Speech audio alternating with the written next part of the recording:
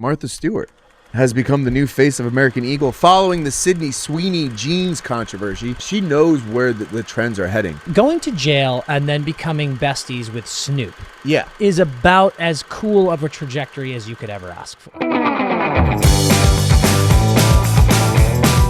Hello and welcome to the Daily Friday Podcast. It is Friday, December 5th, and we have an incredible episode for you as always. It is the first week of December, which means it's Spotify rap season. We're talking all about that, some of the top artists this year. We're also talking about Quentin Tarantino's hatred for Paul Dano. What's his deal with him? Guy Fieri ripped his quad clean off his body, and Martha Stewart is the new face of American Eagle. Dan and Chris Powers stopped by, and we talked about the new Diddy doc that 50 Cent produced on Netflix. Guys, it's going to be a great show. We're presented by Cash App. As always, let's get into the episode. All right, guys, welcome to Daily Friday. Joining us today at the top of the episode to talk through the top 5 stories you need to know to sound smart at the pregame, our good friend Daniel Powers from the Empty Netters podcast. Give it up for Dan. Welcome, Dan. Hey. Love your show. Was I on your Spotify rap this year? Yes, you were number 2. Wow, that can't be true. Yeah, I swear to God.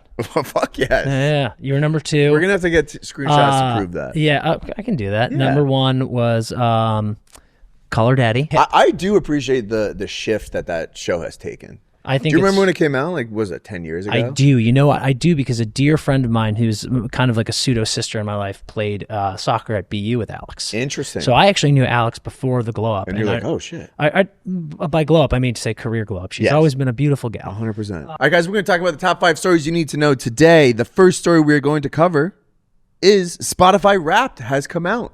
10 years straight of Spotify Wrapped. Wrapping up the songs. Dan, are you comfortable sharing your Spotify Wrapped with the crowd today? Absolutely. Let's see it. What do you got? What do you got? Before I even get into my Spotify Wrapped, let me just say, one, Spotify Wrapped is really fun. It is fun. I think it's really fun. Yeah. On the flip side of that coin, I think it is really funny how people feel the need to share their Spotify Wrapped. 100%. No. Keep your Spotify Wrapped to yourself. Izzy, you like to see people? I love to see we're going to ask you right now. Yours. I know. It it's is fun. kind of fun.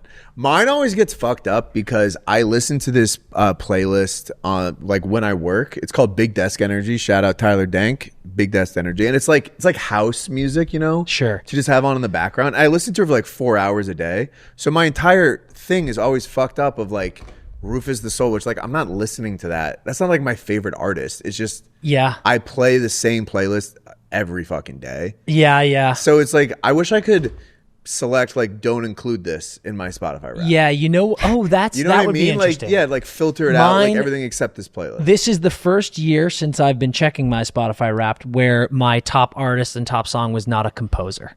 Yeah, ooh, damn, very elite. Guys, I'm kind of unique. You are. But clearly my songs that we'll get into are dominated by gym playlists. Yep. And party playlists. Right, so right. Which, what you were saying. To me is like, that's not exactly the music that you like the most. That's just like, you're using it in those settings. It's clear that I am servicing my body and servicing the people around me. My social life. You're such a giver. Oh. You're a balanced man. You know? So do you want to get into it? Yeah, let's get into it. I will say, I thought the most interesting thing to have this year was your listening age. That was very cool. That was cool, which I feel like has been all of my stories have been just people being like, my listening age is like 75, 80, like I'm an old soul. Like, yeah. That's very, I believe your wife. My wife was in the 70s, yes. So I don't mean to insult her, but I feel like everyone who's showing my listening age is like 70 is kind of pick me energy. I'm like, oh, cool. Yeah. Did you see a movie one time that had a fun 50s playlist? I'm just saying this because my listening age is 25. But that's because I'm sick, dude. I'm a party boy. Grow up, Peter Pan. You'll never die. I'll never die. Come on. What was your listen? Yours was... Mine was 69. Hey, come on, 6'7". That's pretty cool. That is pretty cool. That's a good. What are you listening to? My top was Steely Dan. You like Steely Dan? Whoa!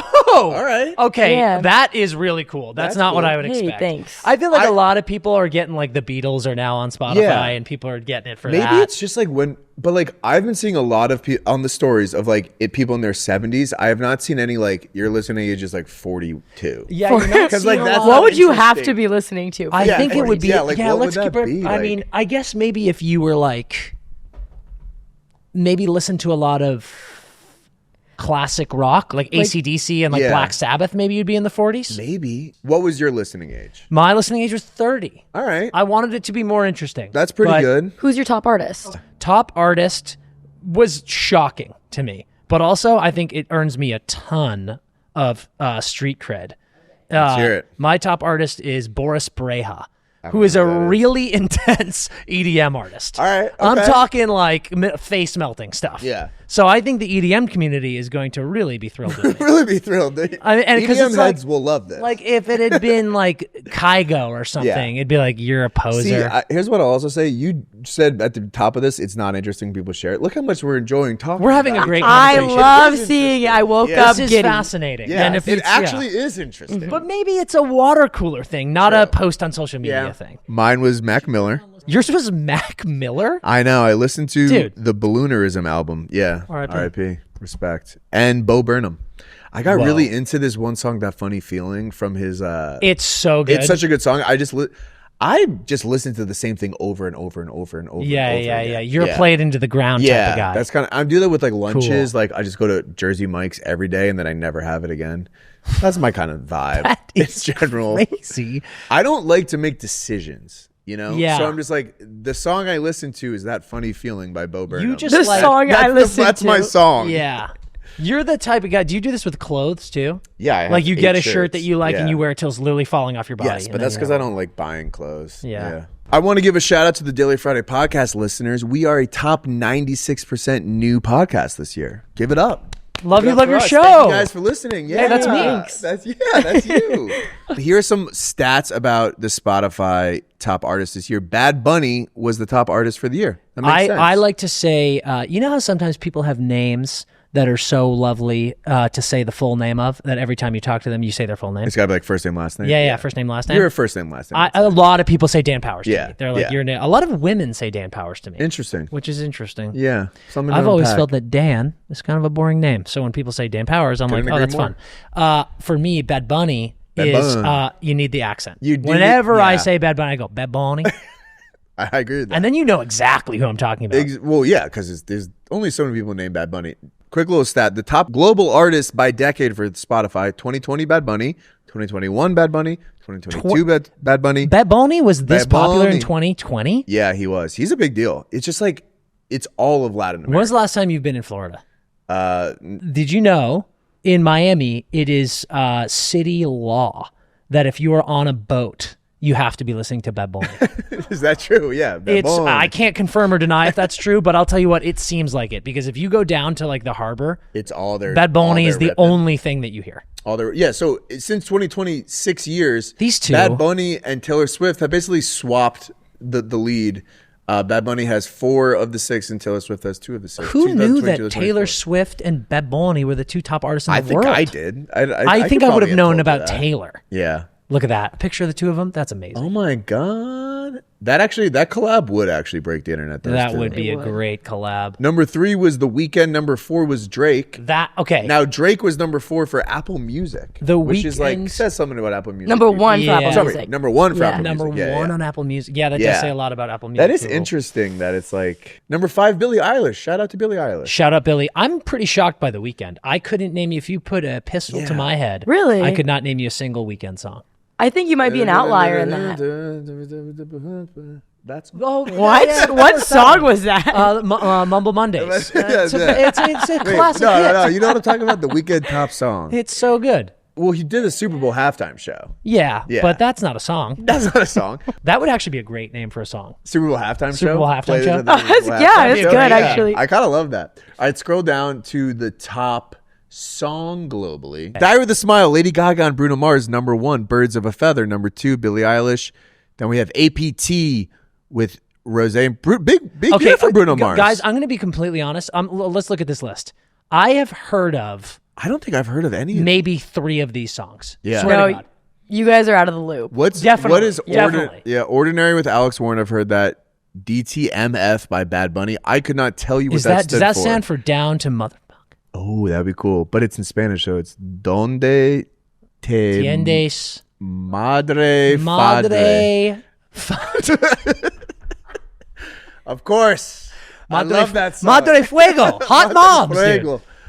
Do you think you could guess the top 5 podcasts this year? Yes. Call Her Daddy. Good. Number 4. Pardon My Take. Not in the top 10. Damn, I wanted sports to be in there. Nah, sports is not in there. Smartless?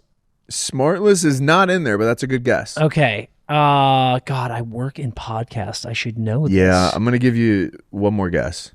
One more mistake. Joe Rogan. Joe Rogan, yeah. That's obviously number 1. So you got Rogan and Call Her Daddy.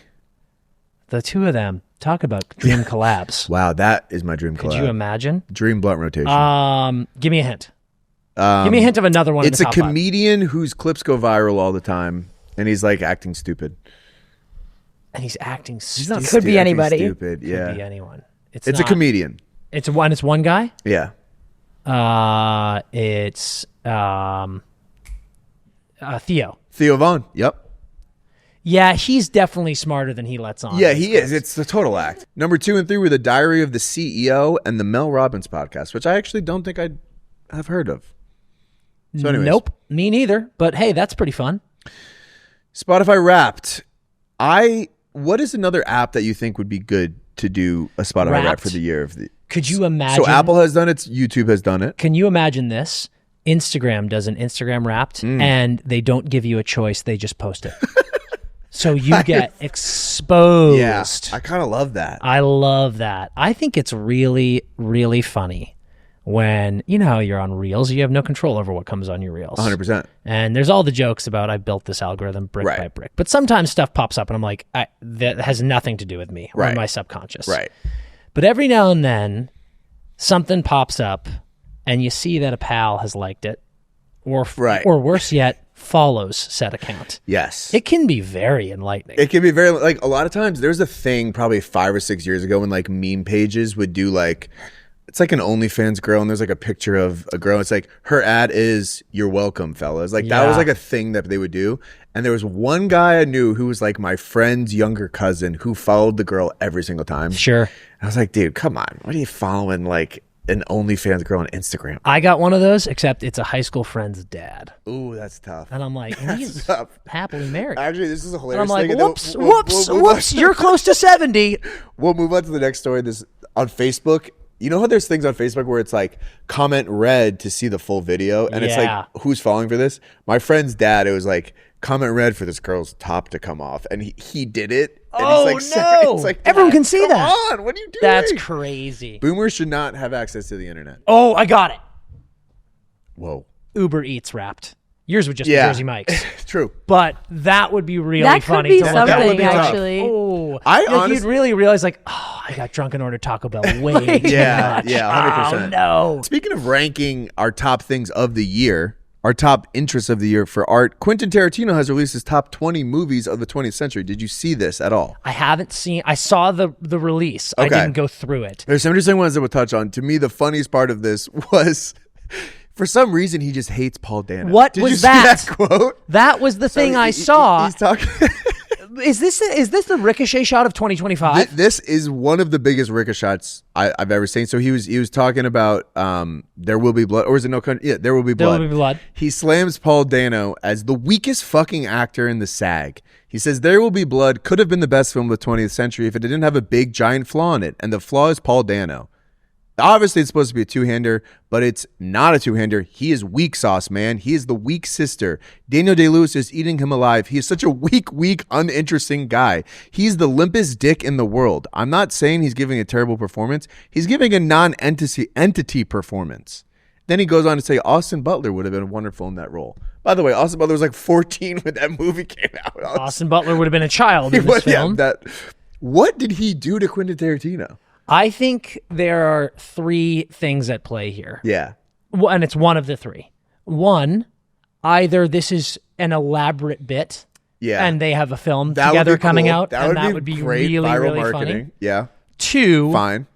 Paul Dano forced Quentin Tarantino to admit in front of an entire congregation that he abandoned his son in pursuit of oil. Okay. And now he's really pissed at him. And instead of beating him to death with a bowling pin, he decided to publicly shame him in an article announcing his 20 favorite movies. Okay.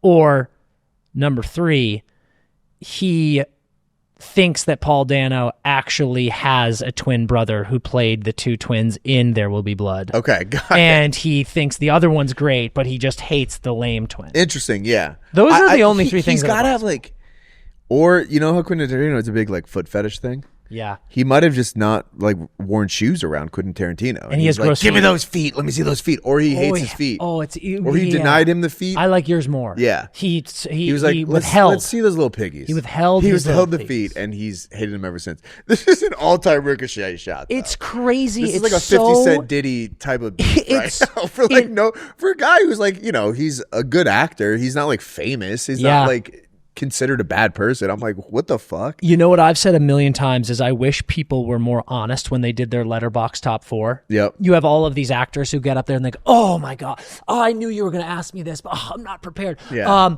Cabinet of Dr. Caligari, Singing in the Rain. And I'm like, those aren't your favorite movies. Some of these that Tarantino's favorite movies, and listen, he is like an artistic director guy. Some of them I'm like, come on, dude. I have never heard of this fucking movie.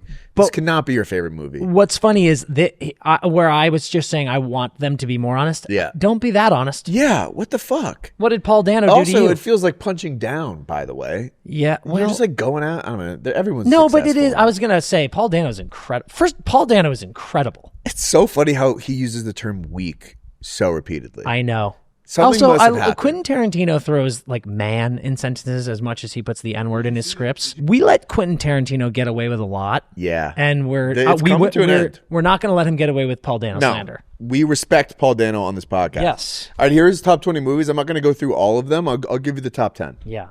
I'm gonna go. I'm gonna go right hand if I like it, left hand if I'm not so sure. And maybe just say it verbally because it is a podcast, sort of an audio platform. I'll say right hand and left hand. Got it. All right. Number 10, Midnight in Paris. Oh, big right hand. I love that. That made me forgive Woody Allen. This feels blasphemous because I am a lefty. So I'm. Okay. Number 10, Midnight in Paris. Number 9, Shaun of the Dead. Massive right hand. Yep. Number 8, Mad Max Fury Road. Massive right hand. Number 7, Unstoppable, which I don't know what movie he's talking about. Is he talking about the train movie with Denzel Washington and Chris Pine? I am a Pine nut. So you are like a special interest is movies kind of guy. Yeah. So he's talking about the 2010 movie Unstoppable with Denzel Washington. Yeah. Wow. Is that the top 10 movie of the decade of the past 25 years? Probably not. Probably not. You know what?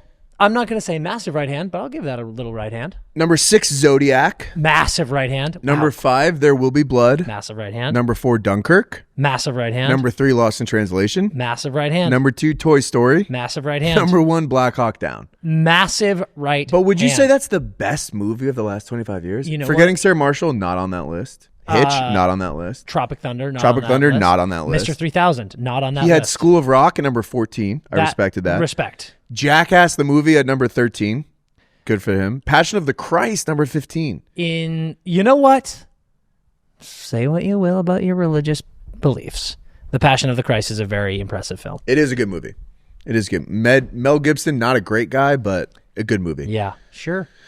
Yeah, Jesus. He died. He's in that movie. Yeah, he was injured, and he had his hands were maimed. Yeah. Oh, speaking of body parts that were maimed, Guy Fieri ripped his quad clean off of his leg. Story number 3. Did you see this at all, guys? Remember when I kept saying "love you, love your show"? It's because of transitions like that. That's how he transitioned. Guy Fieri is in a wheelchair after he slipped on steps and tore his leg muscle in half. The whole quad exploded. That quote is so visual. Yeah, like I know what I know exactly what happened. Also, I'm not going to let you cut this, but I want you to be authentic. Yes. It's pronounced Fieri. Fieri. Guy Fieri. Guy Fieri. Just like Baboni. That is true. Fall off the bone flavor right there. Come on. We got to get that on a menu. Can we put a slow-cooked meat on Guy Fieri's restaurants called Guy Fieri quad muscle barbecue chicken? Fall off the bone. The whole quad exploded. That's crazy. I think this is a classic take advantage situation. Yep. Guy Fieri's in a wheelchair. Yes. So what we need to do is the best drive-in restaurants in the country and where he wheels in. I love that. And they hook a tray to the side of his wheelchair. This could be good for ADA compliant. Do you think Flavortown is ADA compliant? It has to be a wheelchair ramp situation. Yeah. I mean, if it's not, they've got to go. Now, there is some people spreading the conspiracy that, like, remember when Jay Leno, like, showed up and he just, like, had his face completely bludgeoned? Sure. And he said he, like, tripped and fell down the side of a hill. Yeah. You think that this was a quad reconstructive surgery situation? People are saying he got, like, his ass kicked by the mob. Oh. But I don't know if they would tear his leg muscle in half. I mean, say what you will about his explosion of flavors. I don't think he's in the best shape, so I could probably see this happening. I will say, like, you know, there are worse people for this to happen to. He kind of just wheel himself around. Like, he's pretty good person for this to happen to. Doesn't feel like a mob. What a weird mob. Yeah, true. We don't want to raise any suspicion. Let's rip this guy's quad in half like a piece of paper. How would you go about doing that? I don't know. You'd make him do wind sprints or something? Probably, yeah. Like making him do any physical exertion. Get on this squat rack and go until you blow that quad out. 100%. This actually kind of reminds me of Frank Ragnow came out of retirement to join the Lions to help them with their offensive line. He failed his physical because he had a grade 3 hamstring strain, which is like your hamstring's torn in that situation. It's gone. So he was just sitting on the couch at home just with a ripped hamstring. Yeah. That, and to not Guy know Fieri that. vibes. Yeah. Just walking around being God, I'm feeling pretty cramped these days. I feel like shit. And then you step on the treadmill and they go, oh, your hamstring doesn't exist anymore. Guy Fieri, though, voice of the generation. And I mean, one of my personal heroes. He gave us donkey sauce. Speaking of middle-aged celebrities that are still peaking in their powers, Martha Stewart has become the new face of American Eagle following the Sydney Sweeney jeans controversy. She has teamed up with the American Eagle to prove that denim is the most universal gift this holiday season. I've been saying that for years. I've been saying it for years. That is how universal of a gift it and is. To get the confirmation of my ideologies from Martha herself. 100%. It's unbelievable. Has anyone ever done a better job of staying in the zeitgeist since they became She's incredible. Celebrity? Like, I think last year, maybe 2 years ago, she was on the cover of Sports Illustrated. Swimsuit edition. Yeah. She's like 83 years old. Martha is an absolute dream. Whatever Martha, I want to just follow her around and see what she does. She knows where the trends are heading. She was a Sports Illustrated swimsuit cover model. She's been to jail. She has. She's friends with Snoop Dogg. When she was in high school, she babysat for Yogi Berra's children. Has she basically done everything there is to do for a woman in this world? If you had a magic 8-ball that had random life moments on it and shook it, every triangle should be Martha Stewart's life. She's an incredible woman. It's absolutely remarkable. Going to jail and then becoming besties with Snoop is about as cool of a trajectory as you could ever ask for. 1,000%. Like when you get out of prison and you go, what do you want to do next? The answer is become friends with Snoop. How old is Martha? 84. 84. I would take her to a fish dinner yesterday. And call her again. Yeah, this has made me want to buy jeans. I mean, and that's not an easy thing to do. We have one more story left. I'm going to give you a choice between some options. Kate Beckinsale's daughter's boyfriend laid 2 eggs. Kim Kardashian visits a doctor who told her that she has low brain activity. We don't need to dive further into that. Yep. Katy Perry has sued a dying veteran. Whoa. Disabled. $185 million. And an anti-aging pill for dogs has been released. Okay. I'm really interested in the laying eggs. Okay. And then I also am really interested in the dog thing. But I think I'm just going to be in support of that, because if we could just make dogs to live forever, who wouldn't want that? Here's what we're going to do. Izzy, I'm going to have you pull up the clip of the laying eggs. I kind of like that clip. You're telling me I'm about to watch a man lay an egg? No, she's talking about it on a talk show. All right, our final story of the week. Kate Beckinsale, in a very serious tone, has claimed that her daughter Lily's boyfriend laid 2 eggs in a week. She went on the Jimmy Kimmel show to talk about this. We're going to roll the clip right now, and we'll get your reaction. He laid 2 eggs in a week, is what the bright spot was. Who did? The boyfriend did. He laid 2 eggs in a week. Is that a British thing? No, he's from New Jersey. He's a Jew from New Jersey, and I thought possibly it was that, but I haven't met any other Jews from New Jersey who've done that. What does that mean? He's laid 2 eggs in a week. Well, he said I've laid an egg, and of course I was like, okay, trying to pull focus on the cancer operation, but it had a shell and a yolk. Hold on a second. Yeah. An egg came out of his body? Yes, I'm not out of his mouth or ears. It came out the route that it would come out of a hen. It came out his egg hole. Well, not his vagina. Yeah. I mean, he went to the bathroom. Like, she is telling the story like it's real. Do you think that actually happened? Yes. Yeah. Okay. Several things. Number one, Kate, you look great. She looks fantastic. I think we're talking about Martha being 84. I think Kate Beckinsale. She could be up there for the new Martha Isn't Stewart. she in her 50s? She's definitely up there. I mean, that's impressive. There's a few things. The way that she's talking about this feels like she truly believes it. And I really respect that. Yeah. So I think one of two things are happening here. I actually mean what I'm about to say. Okay. Either Sweet Lily's boyfriend, who shall remain nameless, we'll call him Jew from New Jersey. We'll call him the Jew from New Jersey, which felt like a completely unnecessary piece of information for Kate to mention. Like, the implication is that there are no Jews in England. Right. It's like, he's like, is he British? No, he's Jewish. He's like, a Jew. She didn't even say Jewish. She went I don't Jew. love when non-Jewish people say Jew. It Yeah, just sounds, didn't feel great. We're going to skip right over that. But the sweet boy from New Jersey either got a little too horny this holiday season, and he and Lily were getting frisky, and he put eggs in his rectum. Well, she's definitely shoving eggs up his ass. My option 2 is, unbeknownst to sweet boy from New Jersey, Lily is shoving eggs in his ass. Got it. Just as he sleeps? Maybe. And I want to just say, regardless of how the egg got up his bottom, the sphincter control that he showed that's impressive to pass these eggs without breaking them. That is what I was gonna say. Is that possible? Well, I think we're thinking chicken egg. Yeah. We don't know what this could have been. A robin's egg. True, a robin's egg. True. It is pretty funny. Like, if this was like a weird sex thing, her and her daughter's boyfriend were doing, and your mom is just like telling an anecdote about it on national TV. Like, here's the thing. I assume that most people who are friends with this guy know that he is dating Kate Beckinsale's daughter. Right. They're like... And now Kate Beckinsale is on Jimmy Kimmel's show talking about her daughter's boyfriend. That is so true. Shitting out eggs. Yeah. And now they are texting him going... Bro.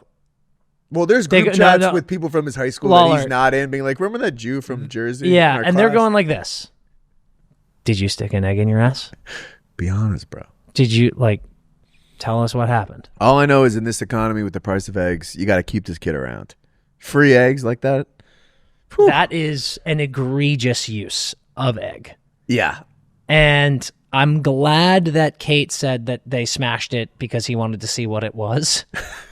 Because I was going to ask the immediate question. Well, I love it. He'd be like, I don't even know what that is. Like, he picks it up and then just like went, bro. You've shoved that up your ass. Went to the frying pan freak. and cracked it and was like, oh, there's a yolk in there. And to your point, eggs are expensive. We can't waste these. All right, any closing thoughts before we kick it over to our next segment? My closing thoughts are Martha Stewart. Queen. Guy Fieri. King. That's all there is to say. And we talked about the dream collabs of Bed Baloney and Taylor Swift. We need the dream collabs of Guy and Martha. They're both in the food Got them on a show space. together. I'd watch. Well, Dan, thank you for joining. You're going to stick around. We're going to talk with Chris about some of the Diddy doc, right? My special interests. All right, guys. Follow Empty Netters and follow Dan Powers on Instagram. And now we're going to kick it over for a brief word from our sponsor, Cash App.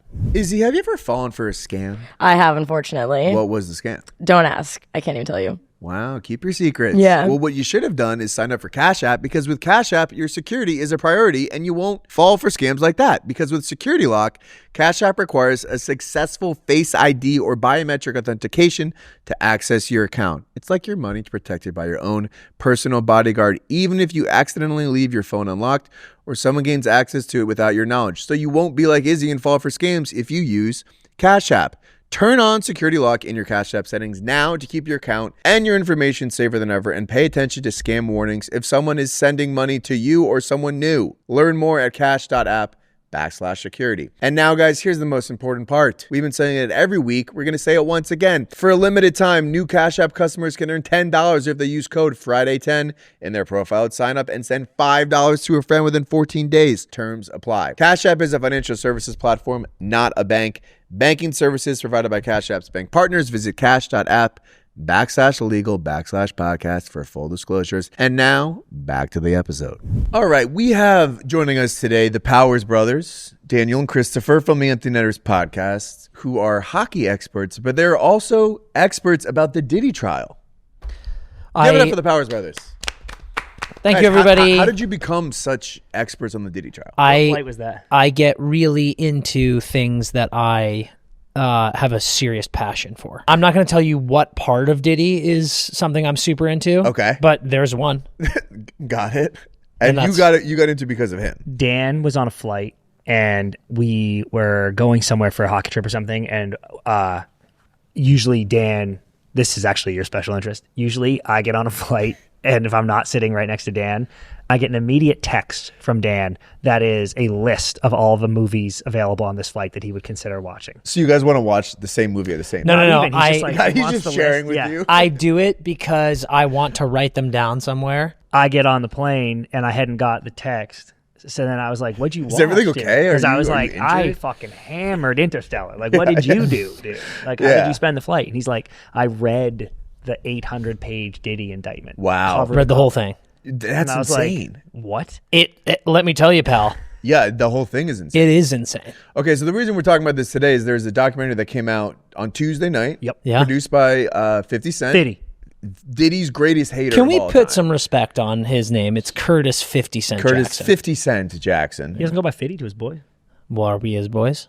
We are one degree. Depending on how you guys reacted to the doc, he might be his boy. Yeah. Yes. Yeah, true. He dropped that on this week on Netflix. He's not in the documentary, but he executive produced it. Which long history of him hating Sean Combs. How much thought do you think went from Curtis 50 Cent Jackson into not being in this doc as to not be like Diddy, how Diddy always put himself in the videos? Oh, interesting. I bet that was a conscious thought. Yes, like I'm not going to be like Diddy. Yeah. That dropped this week on Netflix. There's 4 parts. I personally watched 4 of them. You guys made it through most of it. Yep. If you live under a rock, what's going on with the Diddy case? And I know he was recently, there was like news on it, he was acquitted. Diddy trial in general has come about because we are now 3 decades deep into Diddy being accused of various forms of sexual assault, harassment, trafficking, as well as RICO cases, racketeering, bribery, kidnapping, and embezzlement. Of course. And as he's been put on trial, the famous Diddy parties have come to light. Right. This is some of the more salacious stuff. The baby oil, the freak off. The freak offs have become quite popular. Which is actually not really part of the case, right? I mean, it's like, it's not a crime to have a freak off. They were not part of the case. They were, however, a massive part of the indictment report. Okay. Not allowed in the trial. And what is wild is in the public record indictment report, you can read about it, there are impossible references to, quote, people of high prominence or celebrities who are said to be, per the FBI, on camera, clearly intoxicated or incapacitated. Interesting. Or taking part in illicit, illegal activity. So the implication being similar to like with the Epstein files, Diddy got these people, drugged them, got them on camera doing things, and used that to get power, money, whatever. Correct. And then since they won't go that happened, it can't be used in trial. Also correct. Got it. Which is why this trial got nothing of what the public wanted. Right, because basically he got acquitted of a lot of things. He got 2 charges stuck, right? It was like soliciting prostitution. Yes. And that was it. Yeah. Like literally 50 months with time served. Which is going to probably come down. What this documentary covers is some of some things before the trial, but it also covers the long history. It's basically documenting Diddy's long history of being like a huge piece of shit. Yes. Oh my God. Like more than anything. The business side of it was all fascinating. Yeah, to me. There's a lot of interesting stuff that's covered. This makes a pretty strong case that he was responsible for the killing of Tupac Shakur. Shakur. Yeah. And I would say and Biggie. Yeah. Biggie. Dude, I either never knew or forgot about the previous hit on Tupac. Yeah. Like I knew about the circumstances of his shooting, but when only Diddy tells him to come somewhere. Everybody knows, dude. You're invited. Biggie told me to invite you. Tupac shows up. Biggie goes, "What are you doing here?" And he's like, "You called me." And then 4 dudes jump out and try to murder him. Right. Fail to murder him. Say they were robbing him after not taking his $80,000 Rolex, his wallet, anything on his person. Right. Like that's what you do. Worst robbery of all time. Yeah, they're the worst robbers or the worst. And murderers. then after, when Tupac is healed, he gets out of the hospital, even though they're like, "Don't leave yet." He's like, "I'm out of here." They go on camera. "Do you believe that P. Diddy just tried to have you killed?" And he goes, "Yes." Right. Like, and this isn't like I guess I never thought about it. Literally, he goes, "Yeah." He's the only one who knew I was coming at that time. 100%. He told me everyone knew. They all didn't know. And then dudes were waiting there to shoot me. As Diddy trial experts, like what was news to you from this documentary? From the okay, all of the early Sean Combs stuff was very interesting to me. And I will also say this. If you didn't know anything about Diddy and started watching this doc, you would never guess where this goes. 1,000%. Like you would never guess it kind of starts that with this him, dude was rubbing baby oil on celebrities to drug and rape them. Allegedly. It kind of starts, I was like, low key, Diddy's like kind of an inspirational like, business figure. It feels... He started as like an intern at this company. Dude. Dropped out of college, worked his way up. And I'm like, the I music... like this guy's attitude. Like he's like a go-getter. And then I'm like, wait a second. This fucking guy is out of his mind by the end. The music... tone, vibes, and the way his boys are talking about him in the beginning of this doc, you could guess that it turns into like Diddy gets murdered. Right. You're like, he was rising too fast, and they like and they whacked him. So but it's like, oh no, he actually from age 19 leads to the death of 9 random fans going to a music hall. That was a really interesting part. So what I think you're referencing is episode 1 or 2. 1. They're talking about his career as like before he was really a musician, promoter, he was a party promoter, and he was promoting this big basketball game in the city, and so many people came that there was like a stampede in the crowd, and like 9 people died. In like Harlem, it was insane, and he got blamed for it at the time. And I think I don't know if it's like it's his fault for not having security following it, but yes, dude. It was like the bum rush the door thing. I was like, whatever, bro. That was crazy. To me, the biggest thing that's getting headlines about this documentary, there's like found footage that they included of Diddy was like filming what appeared to be a documentary in September 2024. Dude, this is incredible. Of him just like on the phone with his lawyers and his PR people just being like, we have to control the media. We have to like warp the narrative. Yeah, like how did you're a documentary person. Well, I think it sounded like it was seized. Like he was shooting something, but then they were like, bro, you've just been accused of fucking a lot of bad shit. I'm taking everything. Yeah. So then they got control of the footage. It's so wild to be like, I'm getting arrested for like unspeakable crimes. I'm going to film a documentary about that process. Being like, let's control the narrative. Yeah, and I'm like, he's literally on the phone being like, we have to control the narrative. Yeah. It's like, dude, you should not be Are we going to release this doc? What is the end goal of this? I can't believe that I have so much to say about this fucking human being and throw so many thoughts on this doc. I can't believe when you hear stories about like this, and people go, isn't this so shocking? Yeah. But B, the larger thing, how the world and society lets people like this get away with this shit for so fucking long. Because people just don't have the time to like actually research things. And like there was in the last episode they talked a lot about during the trial, like they were talking to like bloggers and TikTokers, like his immediate team was like giving them the highlights of like why Diddy's not actually guilty.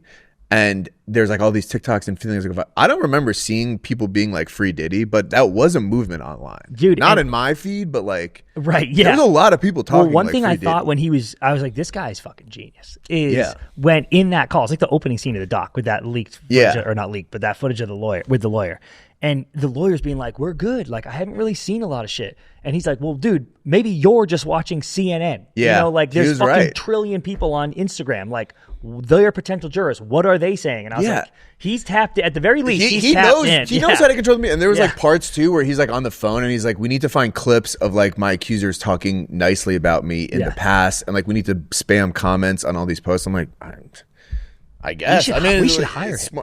He's a smart PR guy. We should get him in here, bro. Netters to the moon in like 5 just spam seconds. I'm like, go, Diddy, go. You see positive comments for Chris's takes on empty netters. And he needs a job. It's Diddy's PR team. He probably needs a bounce back. You know, we're a feel good show. I know.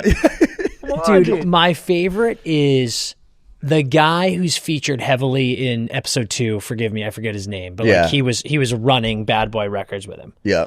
And the quote where that guy goes, "In my mature mind, I think that Diddy had something to do with the murder of Tupac." Right. And I'm like, you think, pal? Dude, think about how hard you that would think? be, though. Like, imagine if But Lawler this is my point. Like, this is my point. This guy throws the from best age parties, like dude. 12 has seen Diddy abuse people, take advantage of people, be a scumbag piece of shit. Right.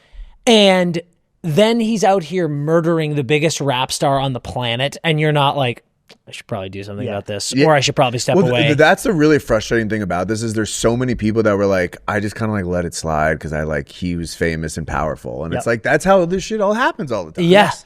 It's like, at least he has spent years compiling this shit against him. Right. Everyone else in the fucking entertainment industry who has worked with this guy, who has seen this shit, and just went like this, that's life. You're a coward. That's just Diddy being Diddy. You're a coward. Yeah, fuck off. It's insane. The other friend, dude, with like the hat, and the dreads, I'm talking about. You're describing half the people. I know. I was like, everyone has a hat and dreads. Talking about the big beard, the big beard guy. Yeah, and the dreads, like the Rasta hat. He's been my. I've only seen half. Yeah, he's been my star so far. Yeah, he's really like his insight, and he's got dramatic timing. Dude, he has great timing. I love when he's like, there was one scene where they go, it was when he got fired from Uptown. Okay, and it's like he's like, Dre calls.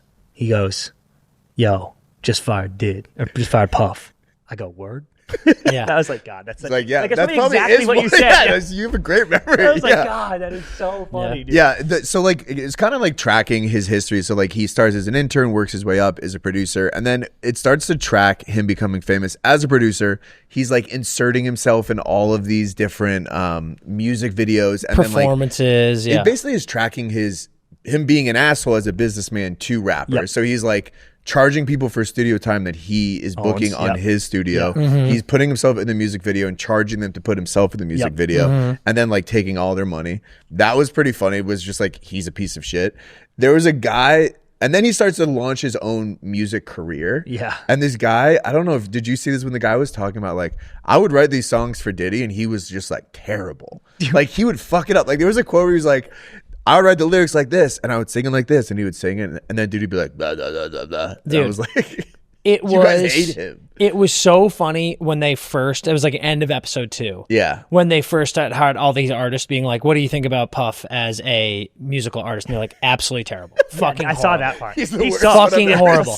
But what's Yeah. so funny is they then show the live performance with Sting after Biggie's death. Yeah. That song sucks. The performance sucks, and Diddy sucks in it. I know, And I love how for decades the world was just like, Diddy, artist, and like no Diddy's a one, rapper. no one thought to be like this. He fucking blows, by the way. Right. I think we were talking about this with the first time we talked about this, and it was like, I don't think I could name a single Diddy song. I'm like, we talk about him as a rapper. He's not a rapper. That's how I knew him, but I'm like, what? Wait, what song? Yeah, it's kind of like how Elon like wants to be funny on Twitter. with Yeah, memes, yeah. And he just can't buy it. Like, he just can't be a good rapper Dude, to save his life, and that's what pisses him off.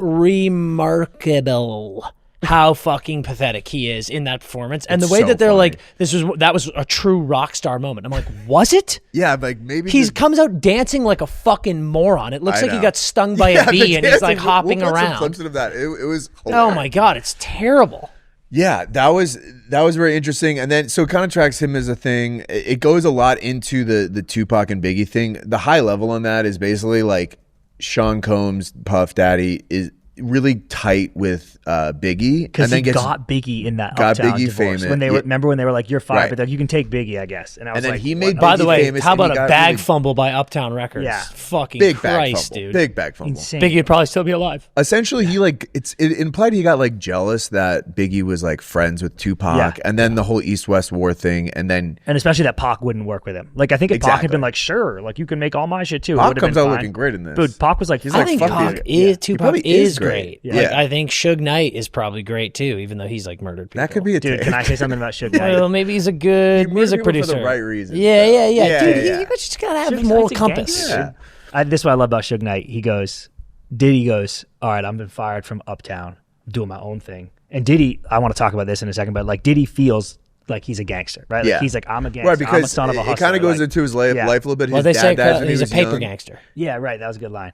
But my point is, Diddy goes, all right, I got fired by Uptown. I'm starting my own thing, and I'm a gangster. I'm tough. My biggest takeaway from the doc by far is his mom. Like, I had no idea that was his upbringing. Yeah. Literally, it explained everything I've ever known about Diddy and everything he did. Yeah, like she would beat him a lot. Yeah. Like his boy, my guy was like, those beatings were not a joke. He was like, dude. yeah. And like she's doing the rounds in the Cadillac in Harlem collecting money. Like, you know, she was like, wait in the car. Like, bro, Diddy was molded. Yes. Do you think Janice Combs killed his dad?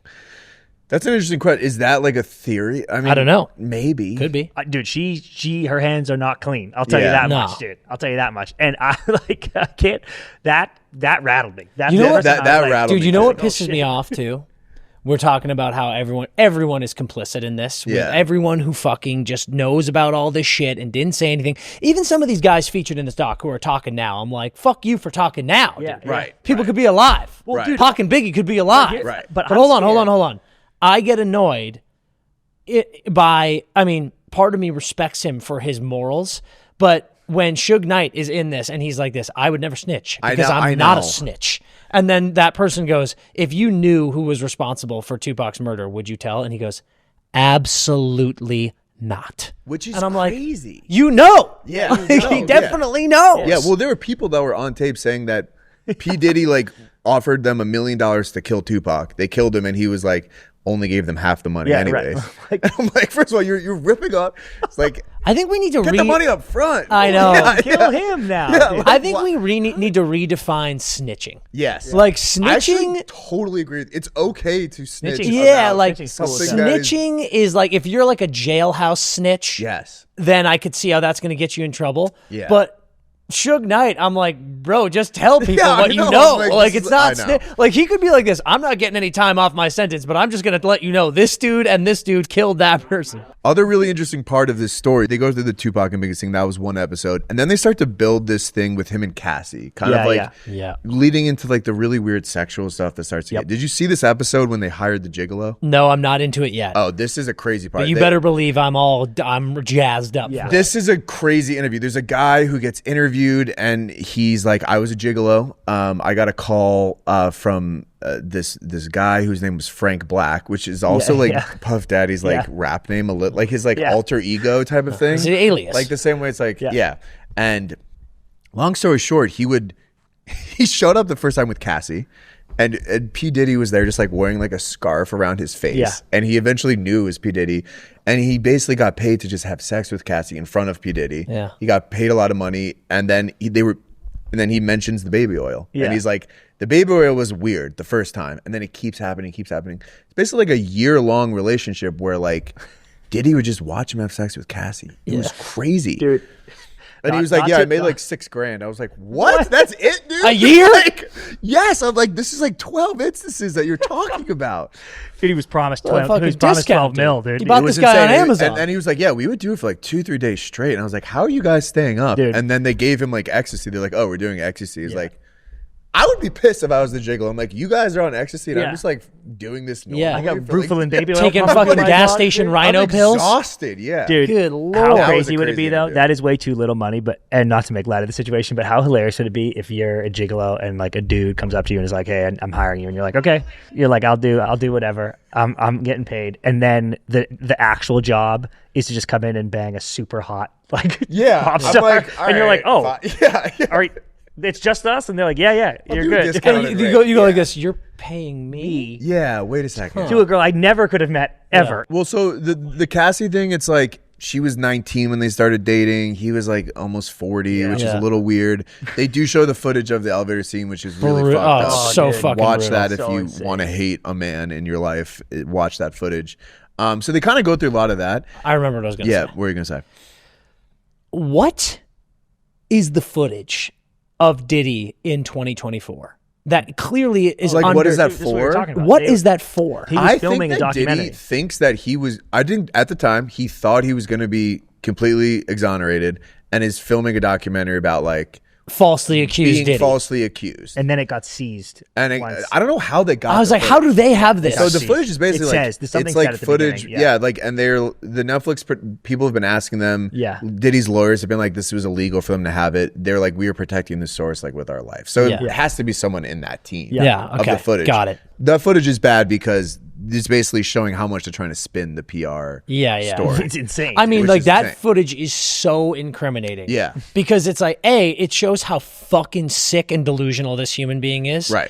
And B, the yes men bums in his camp. Like that, 100%. his lawyer who looks like a fucking crackhead who's just like bumming around the elevator. Well, his lawyer has represented some of the biggest. And like when he's just just like fucking bullshit, man, just typical bullshit. Well, it's I'm also like, weird because he's out in like Harlem and like taking selfies with people like, oh, you're with Diddy. And I'm like, wait, this is the time when Diddy's people are just like happy to see him. It's weird. It's crazy. It's crazy. Fucking weird. Madness.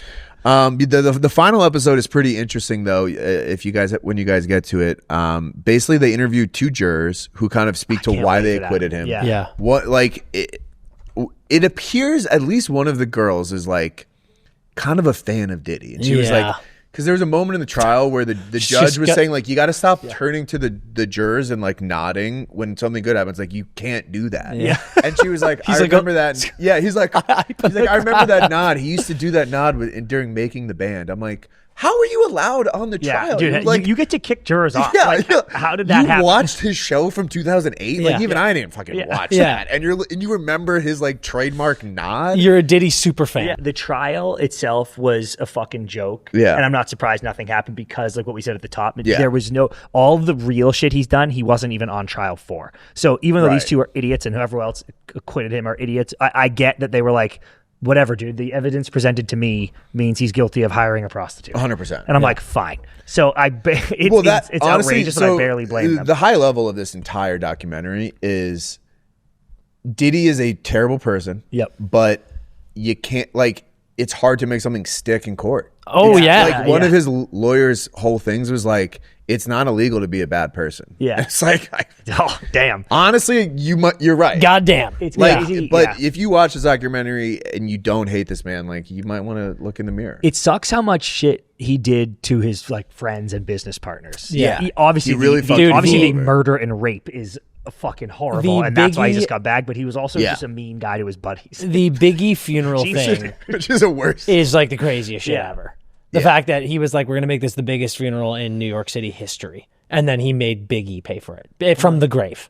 And then he ripped off his contract after he died. Yeah. Like he literally gave Biggie a big contract. To give himself more money after Biggie died, which is insane. Any other final thoughts of the documentary? Because I do want to talk, like, is there a bigger hater in the world than 50 Cent? Can you imagine hating someone so much that you go, I'm going to make a documentary about how much I fucking hate this guy. And and going like this, and I'm going to work on it for damn near a decade. Like to be collecting and compiling evidence. Honestly, though, he is a hero for doing this. Well, because, like, he's in the industry and he knows all these people. Yep. He's not involved in it, and he has been a hater since day one. Yep. Since 2006 was when their beef started, and then he told a story in 2018, I want to say, where he was like.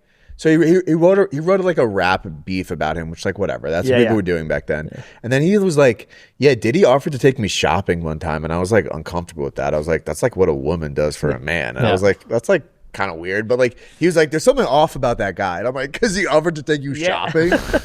Turns out he was right. He was correct. He was right. But also, like, so it's don't not ask your boy to go shopping. Yeah. It's not the first time we've seen that, though. Like, what was that fucking thing? He did that with the fucking dude who he was like trying to hook up, or the guy there was who had guy Misa in his Misa was her name, I think. Yeah, so she was like in the front seat. Is Diddy's at the time girlfriend or baby mama was like friends with a guy. Yes, and Diddy basically tried to. He like swung on him. Yeah, and then the dude was like, "Let's go fight." Yeah. And then Diddy took him shopping. Yeah, I was like, I forgot about he was that. like, listen to Biggie. And the guy was right, like, right. Diddy swung on this guy who took his girl, and he was like, all right, let's go around the corner and handle this like men. Yeah. Because the guy was like an actual gangster. Yeah. And then they went around the corner and the guy was like, oh, and Diddy was like, you got to listen to this Biggie. Yeah, he was like, You're not gonna believe it. He was like, check out this music, took him dude. shopping, I want yeah. to take you shopping and show you this cool music. a good And way then to it's also squash like beef. when Suge Knight at the fucking BET Awards was like, this fucking bitch all up in the videos. Yeah. And then Diddy comes on and he was like, I'm all about peace and love. I respect death row. I'm like, you're a Wearing a bitch, dude. Mizuno No, he batting is glove. kind of a bitch. Like, you're Yeah, a I've seen. bitch. No, but so 50 Cent like has been a hater of him for decades and is like always posting like memes trolling him. Like, you hate someone so much that you're willing to put out a full multi-million-dollar production. I for it. agree. Incredible. Hate is a powerful tool. But then, has anyone come out looking better ever than 50 Cent and Eminem during all this Diddy shit? Completely agree. Because everyone in Hollywood seems like they are connected to this dude or fucking Epstein in Right. some way. Right. And Diddy and 50 Cent are just like this. Not us. We this is 50 great for their and Eminem. PR, honestly. Yeah. 50 and Eminem are like, not us. We fucking hate this dude the whole time. By the way, are not perfect people either. No, Like, no, yeah. they've had slip ups. But Yeah. I think the lesson here is if you hate the right person, it can do wonders for your career. oh, dude, bro, let the yeah. hate flow through Let you. the hate flow Dude, through. you mentioned me working in docs. We used to, who brings you the doc was a big factor, right? Okay. So it'd be like, the Jinx comes out, and then they're like, yo, get Alex Gibney on the phone. What does he want to make next? Because the guy who made the Jinx stuff. Yeah. So it's like, oh, I get it. And then you also have to look at biases. So we had a doc get pitched to us that I was juiced about. That was like a 4-part deep dive on the Ray Lewis murder. oh, cool. And I was like, sick, dude. Yeah. Brought to you and produced by Ray Lewis. So we're like this. We obviously can't make this. Because he's like this, I'm innocent. The end of it was like this, I didn't do it. And we were like, It's like OJ Simpson. Like literally. if I So did we're it. like, I remember That's being so- in the meeting being like, and I was on the Zoom where I was chatting. I was like, what up, Ray? I went to the U. I was like, bang, dude. And he's That's like, dude. And he's like, yo, I didn't What kill was anybody. Ray Lewis's Zoom etiquette like? He big He presence. Filled the box. Filled the box. Yeah. My honest takeaway, I've always been a big 50 Cent fan in the club. God, that hit so hard. And I obviously have passionate feelings about if there are wrongdoings like this, the people should fucking go down for it. Yes. I'm disappointed in this documentary. Yeah. It's an incredibly well-made documentary, Yeah. and it has taught me interesting things about Yeah. Diddy that I'm like, fucking, like, it makes a lot of sense Well, it makes that this sense dude in- is such a bad guy. But, Yeah. dude, the Jinx kind of, like, ruined everything for us because I wanted this, when this doc was announced, I was like, please let this be a surprise doc that shows up on Netflix, and then the entire world collectively sees Yeah. it for the first time together and goes, oh my fucking God. He's like, I have the videos. Yes. Right. Boom. Like, You I are- have you are new right that- evidence. I have yeah. knew this, knew that. And it would have just been so fucking amazing. Yeah, The Reckoning's to actually me- a bullshit title. Yeah. Because yeah. it's not a reckoning. It's not a I reckoning agree. at I mean, all. to It just me, the made us biggest go, oh, he's a revelation had big... nothing to do with the trial. It's more about the Tupac and Biggie thing for me Yeah. personally, which the guy's already dead. You can't, whatever is going to happen. But yeah, to me, it makes sense that he's been working on this documentary for years because 'Cause it it's had like nothing to before do the with trial. this. It had nothing to do Yeah. with the trial, He honestly. was like, oh, I'll just sprinkle that It's in worth watching, but you are right that like it's not going to change anything that's happened with the trial.